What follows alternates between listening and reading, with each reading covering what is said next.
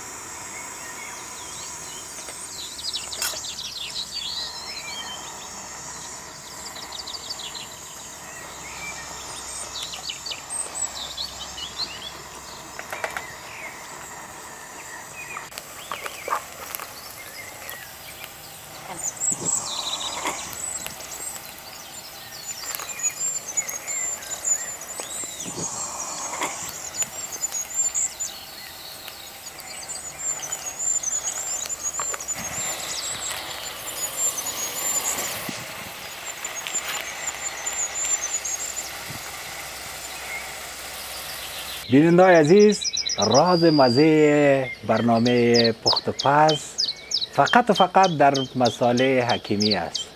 بیاین شما هم از ذایقه و طعم مصالح حکیمی لذت ببرید. امروز دوستای عزیز ما از 3 ترکیب مصالح در غذای خود استفاده کردیم.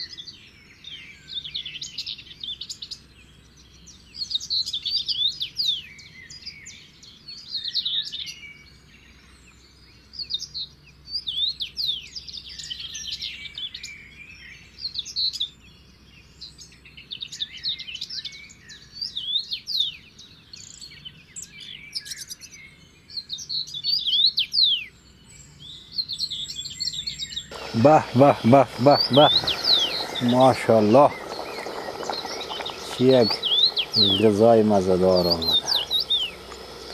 به به،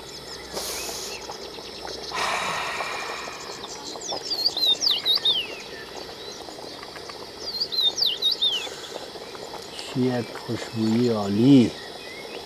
به به به به به، ماشاءالله. خوشبویی مصالح حکیمی است اصلا. به به به به به به.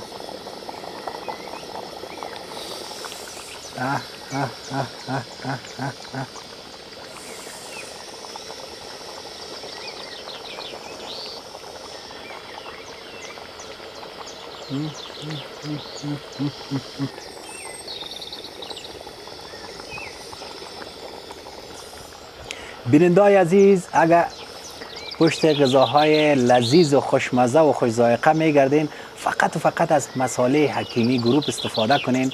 هم طعم اصلی داره، هم ذائقه اصلی داره و هم بدون مواد کیمیاوی و بدون از اینکه برای وجود شما ضرر برسانه و بوی بسیار خوب داره.